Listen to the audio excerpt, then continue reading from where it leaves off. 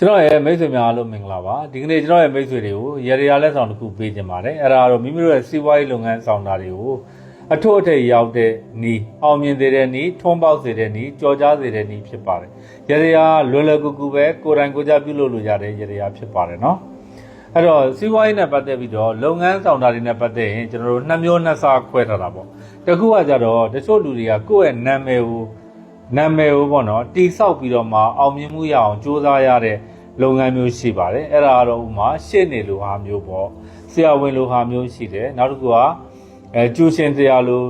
မိတ်ဆွေတွေရှိတယ်လုပ်ငန်းမျိုးတွေရှိတယ်တခြားသောကိုယ့်ရဲ့နာမည်နဲ့တိဆောက်ရတဲ့လုပ်ငန်းမျိုးတွေရှိတာပေါ့နော်အဲ့တော့အဲ့လိုမျိုးကိုယ့်ရဲ့နာမည်နဲ့တိဆောက်ရတဲ့လုပ်ငန်းဆိုရင်ကိုယ့်ရဲ့နာမည်ကိုကြော်ကြားတဲ့ကြော်ကြားအောင်ထင်ပေါ်တဲ့ထင်ပေါ်အောင်အောင်မြင်တဲ့အောင်မြင်အောင်ပြီးရင်ကိုယ့်နာမည်ကိုအဓိကထားပြီးတော့ကိုလုပ်ကိုင်နေတဲ့စီးပွားရေးလုပ်ငန်းတွေမှာထွန်းပေါက်တဲ့ထွန်းပေါက်အောင်ကြော်ကြားတဲ့ကြော်ကြားအောင်လုပ်တဲ့လုပ်ငန်းမျိုးဖြစ်ပါတယ်။တချို့လုပ်ငန်းတွေကြတော့ကုမ္ပဏီထောင်ပြီးတော့ပြုလုပ်တဲ့လုပ်ငန်းတွေရှိတယ်။ဥပမာစတိုးဆိုင်တို့စားတောက်ဆိုင်တို့ဆေးဆိုင်တို့ကုမ္ပဏီလုပ်ငန်းတွေရွှေဆိုင်တွေစိန်ရွှေရတနာပစ္စည်းရောင်းတဲ့ဆိုင်တွေစသဖြင့်အဲ့ဒါတွေကကြတော့နာမည်တွေနဲ့ကုမ္ပဏီနာမည်တွေကိုအကြောင်းပြုပြီးတော့တိဆောက်ပြီးတော့အောင်မြင်အောင်စ조사ရတဲ့လုပ်ငန်းမျိုးဖြစ်ပါတယ်။ဥပမာရွှေဆိုင်ဆိုရင်လည်းဘာရွှေဆိုင်ပေါ့အဲ့ဒီရွှေဆိုင်ဟာထင်ပေါ်ရမယ်ကြော်ကြားရမယ်လူတွေကြားထဲမှာသိတဲ့သိရမယ်ပြင်ဖောက်တဲ့မြဲရမယ်တီးတတ်ရမယ်ခိုင်မြဲရမယ်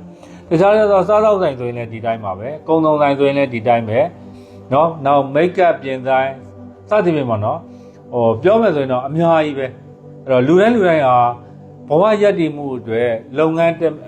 းတစ်ခုခုကိုလုပ်ကင်နေရတယ်အလုပ်တစ်ခုခုအတမိုးဝမ်းကြောင်းတစ်ခုခုကိုလုပ်ကင်နေရတယ်စီးပွားရေးလုပ်ငန်းတွေကိုတည်ထောင်ပြီးတော့လုပ်ကင်နေရဒါလူတိုင်းမိသားစုတိုင်းမှာရှိတဲ့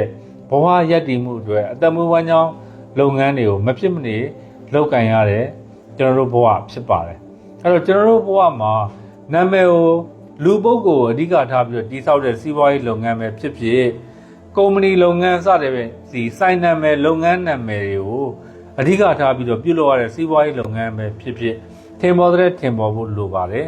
ကြော်ကြားတဲ့ကြော်ကြားဖို့လိုပါတယ်နာမည်ကုန်တဲ့ပြန့်ဖို့လိုအပ်ပါတယ်လူအများကြီးအထင်ကြီးလေးစားခြင်းခံရဖို့လိုအပ်ပါတယ်လူတွေအားပေးမှုနှစ်သက်မှုချစ်ခင်မြတ်နိုးမှုလိုအပ်ပါတယ်ဒါမှသာလျှင်ကျွန်တော်တို့လုပ်ကိုင်တဲ့စီးပွားရေးနဲ့ပတ်သက်တဲ့လုပ်ငန်းဆောင်တာတွေအောင်မြင်တဲ့အောင်မြင်လာမှာဖြစ်ပါတယ်တိုးတက်တည်တဲ့တိုးတက်လာမှာဖြစ်ပါတယ်စီးပွားရှာတယ်ဆိုတ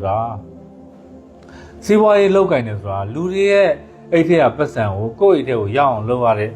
အတတ်ပညာဖြစ်ပါတယ်နော်လူတွေစီကပတ်စံကိုယ့်စီကိုရအောင်ရှာဖွေရတာစီးပွားရေးလုပ်ငန်းဖြစ်ပါတယ်အဲ့တော့စီးပွားရေးလုပ်ငန်းမှာလူအများကြီးချစ်ခင်မှုတွေလူတွေလေးစားမှုတွေလူတွေကကိုယ့်ရဲ့နာမည်ကုန်တဲ့ကိုဖြန့်ဝေမှုတွေ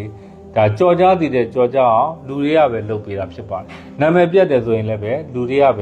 ဲနာမည်ပြတ်တာဖြစ်ပါတယ်အောင်မြင်တယ်ဆိုတာလည်းလူအများကြီးဝိုင်းဝန်းကူညီထောက်ပံ့ပေးမှုကြောင့်အောင်မြင်တာဖြစ်ပါတယ်ဒါမှမဟုတ်ကိုယ့်ရဲ့နာမည်ကုန်တဲ့ကိုပဲဖြစ်ဖြစ်ကိုယ့်ရဲ့လုပ်ငန်းဆောင်တာရဲ့နာမည်ကုန်တဲ့ကိုပဲဖြစ်ဖြစ်ကြော်ကြားခြင်းနဲ့အောင်မြင်သေးတဲ့အောင်မြင်ခြင်းနဲ့တိုးတက်သေးတဲ့တိုးတက်ခြင်းနဲ့ဆိုရင်လွယ်လွယ်ကူကူပြုလုပ်လို့ရမယ်ရရနီးလေးကိုဒီနေ့ပြန်လည်ပြီးတော့မျှဝေပေးမှာဖြစ်ပါတယ်ဒါကတော့ကျွန်တော်တို့ဖျားဆောင်တန်းနေမှာဝယ်လို့ရပါတယ်သာသနာအလံလို့ပြောပြီးတော့ဝယ်လို့ရပါတယ်စက်ကူလေးနဲ့ပြုလုပ်ထားတဲ့အလံလေးဖြစ်ပါတယ်နော်သာသနာအလံအဲ့ဒီသာသနာအလံမှာကျွန်တော်တို့စာရေးရပါမယ်စာရေးတဲ့အခါကျတော့ကိုယ့်ရဲ့လူအကြောင်းပြုပြီးတော့လုပ်ကိုင်တဲ့စီးပွားရေးလုပ်ငန်းဆိုရင်ကိုယ့်နာမည်ကိုရေးရပါတယ်ကုမ္ပဏီလုပ်ငန်းတွေဈေးဆိုင်တွေစတိုးဆိုင်တွေစားတောက်ဆိုင်တွေရွှေဆိုင်တွေစိန်ရွှေရတနာပစ္စည်းရောင်းတဲ့ဆိုင်တွေအိမ်ချမ်းပြေကျိုးဆောင်လုပ်ငန်းတွေစသဖြင့်မိမိတို့မှာစီးပွားရေးနဲ့ပတ်သက်ပြီးတော့လုပ်ငန်းဆောင်တာတွေနဲ့ပတ်သက်ပြီးတော့နာမည်ရှိတယ်ဆိုရင်အဲ့ဒီနာမည်ကိုရေးရပါတယ်ရေးပြီးတဲ့အခါကျတော့အောက်မှာဘယ်လိုရေးရလဲဆိုရင်အောင်လန်ထိုးဟိုးဟိုးကျော်လို့ရေးရပါတယ်အပေါ်မှာတော့ဆရာဟိန်းတင်စောအောင်လန်ထိုးဟိုးဟိုးကျော်အဲ့လိုရေးရပါတယ်ကျွန်တော်သာသနာလန်10ရွက်ဖြစ်ပါတယ်သာသနာလန်10လဲဆိုရင်10လဲသလုံးမှာ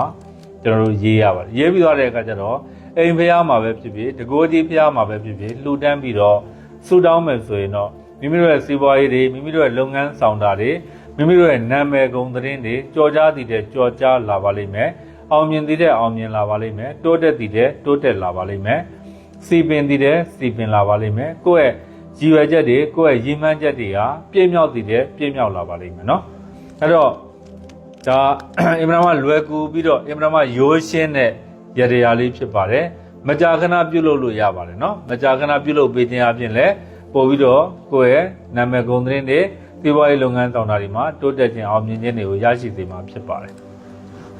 အဲ့တော့ကျွန်တော်ရဲ့မိတ်ဆွေတွေပေါ့နော်ဒီရတရားလေးကိုဒီနေ့ဒါလက်ဆောင်ပေးတာပေါ့နော်ကျွန်တော်အကျမ်းမာရေးခရီးတွေပြင်ပန်းပြီးတော့အားတွေနေနေတယ်အားနေတဲ့အတွက်ကျမ်းမာရေးမကောင်းလို့ဆိုရင်အခုပဲဒါစေကန်းကနေပြီးတော့စေးသွင်းပြီးတော့ပြန်လာခဲ့တာဖြစ်ပါတယ်ဒါပေမဲ့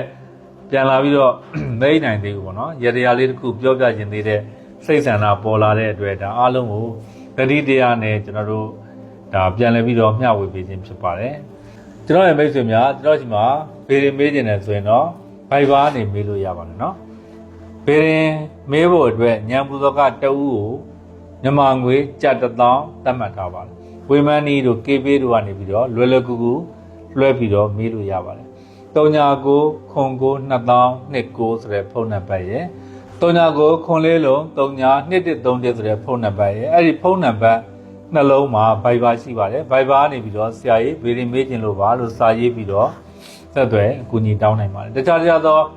နော်အဆောင်လက်ပတ်လေးတွေပတိလေးတွေယရနာဒီပန်ဖျောင်းနိုင်နေဒါမှမဟုတ်ဘူးဆိုရင်ကို့မှာအခက်အခဲတုံတရားရှိလို့တိုင်ပင်ခြင်းတဲ့ကိစ္စတွေရှိရင်လည်းပဲကျွန်တော်ကို Viber နေပြီးတော့စာရေးပြီးတော့အကူအညီတောင်းနိုင်ပါတယ်နော်ဘေရင်မေးတဲ့မိတ်ဆွေတွေကတော့2ရက်3ရက်လောက်ဆိုရင်ကျွန်တော်ဟောစတန်ရေးပြီးတော့ပြန်ပို့ပေးပါတယ်တခြားသောအဆောင်ရတရားပစ္စည်းတွေဆိုရင်လည်းကျွန်တော်စီရင်ပြီးတော့ပြန်ပို့ပေးပါတယ်နော်